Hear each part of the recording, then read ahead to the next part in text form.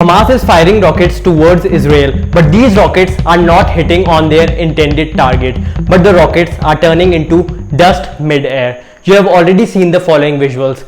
Dark skies illuminated by exploding balloons of light, as if alien spaceships were fighting, or a horrifying fireworks display was taking place. In the past few weeks, all this action happening in the sky has cost Israel a staggering $195 million. Let's first understand what is the Iron Dome. Iron Dome is an air defense system used by Israel to intercept and destroy short-range rockets, artillery shells fired from distances of up to 45 miles to protect civilian areas in the path of such projectiles. Yeah, keeping the cost in mind to destroy a rocket, Israelis just destroy the rockets which are targeted to hit civilian areas, and if the rocket is going to land at some remote location, they let it go. The Iron Dome system works in three parts. Radar detects a rocket attack launched at targets within Israel. Once the rocket is detected, the information is processed and sent to the missile battery system. From there, the information about the incoming rocket's speed and trajectory or the flight path is used to direct an interceptor towards the rocket. The interceptor locks on to the incoming rocket and explodes as it gets very near to it, destroying the rocket in mid-air. The system's interceptor, called a Tamir, is 6 inches wide and 10 feet long. The interceptor relies on a miniature sensor to get close enough to the incoming rocket so it can explode and destroy it. The Tamir interceptor approaches the incoming rocket in three ways. The first is the front approach, which is the most effective scenario. The interceptor's warhead is in the best position to have its fragments strike the rocket's warhead and blow it up. Then comes the side approach. Targeting the rocket from the side increases the chances of a miss, but the interceptor's blast can still occasionally hit the rocket's warhead. The last one is the rear approach. Chasing the rockets from behind means the metal fragments usually fly before the interceptor can get near the rocket's warhead.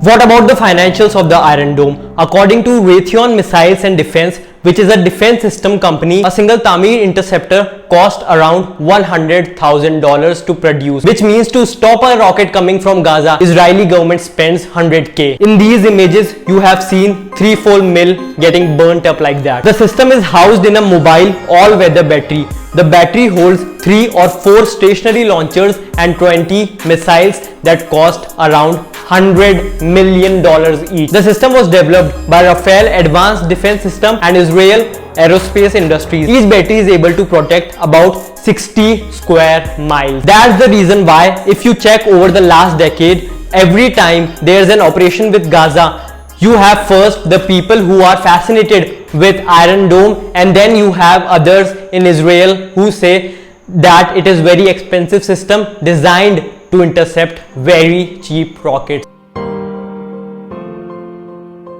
What about the accuracy of Iron Dome? Israeli defense authorities and the systems maker Rafael Advanced Systems say that the Iron Dome has 90% success rate and has recently been upgraded with new and better technology. But a lot of experts do not believe the 90% success rate claim. Philip E. Coyle-III, former executive at Pentagon's weapon testing program, said no military system is 90% effective. Critics say explosions in air are hailed as an evidence of success, when the blast in most cases simply represent interceptors' warhead blowing up and not the rockets blowing up. But most experts agree that the efficiency is around 80%. How Hamas is attempting to alter their tactics in few ways to bypass the Iron Dome. The first is to overwhelm the system. On May 10th, Hamas fired hundreds of rockets within hours. The more rockets you send, the more difficult it will be over the long run. Sustainability of the system is being challenged by terrorists. Moreover, the terrorists are well aware about the cost of the Tamir interceptors. Another tactic is hiding the launchers in tunnels. Look at these tunnels that Hamas had built from Gaza into Israel. because the Iron Dome systems are designed to monitor rockets coming from Gaza. So if there's something coming from inside Israeli territory, it would be much more difficult for the radar to detect. What's the US take in the Iron Dome? The US started cooperating with Israel on air defense in 1980s. So when missile defense became a significant component of defense investment in the US, Israel was very quickly involved. Just before the end of Obama's first term in 2012, the president signed a bill granting an additional $225 million in funding for Israel's Iron Dome missile defense system. The Iron Dome defense system is unique to Israel. It is the most advanced system for these type of threats. You cannot defend against a rocket the same way you defend against a missile because of the trajectory, because of the range. Iron Dome and its specific domain, which is destroying rockets, is quite unique. One can argue that the Patriot system that the United States operate is bit similar, but it does not cover low range missiles and rockets. That actually tells us that Iron Dome is good to buy time, is good to protect the population, but it doesn't change the nature of the conflict. It doesn't change the fact that Israeli military still has to use airstrikes and possibly the threat of ground intervention. While we have Iron Dome intercepting these rockets, we also have the Israeli military trying to detect and destroy launchers inside Gaza, because you cannot just wait and see how the Iron Dome intercepts these rockets. So Israeli military tries as much as possible to target the launchers, but this is very difficult. Hamas can have mobile launchers, and what if the launchers are in civilian populated areas,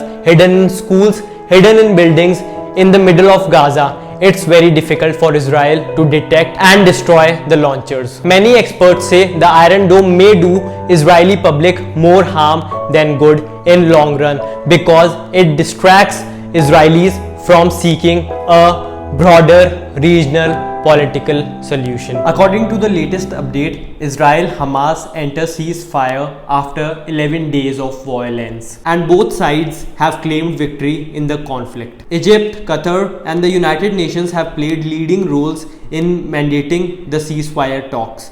The truce was finally brokered by Egypt, and Egypt will be sending 2 officials to monitor the ceasefire. Health officials in Gaza said 232 Palestinians, including 65 children, had been killed and more than 1900 were wounded. And Israel issued a statement saying that it killed more than 160 Hamas terrorists. And authorities put the death toll in Israel at 12. But the sad part is, extremists are celebrating the victory, but kids are continuously crying.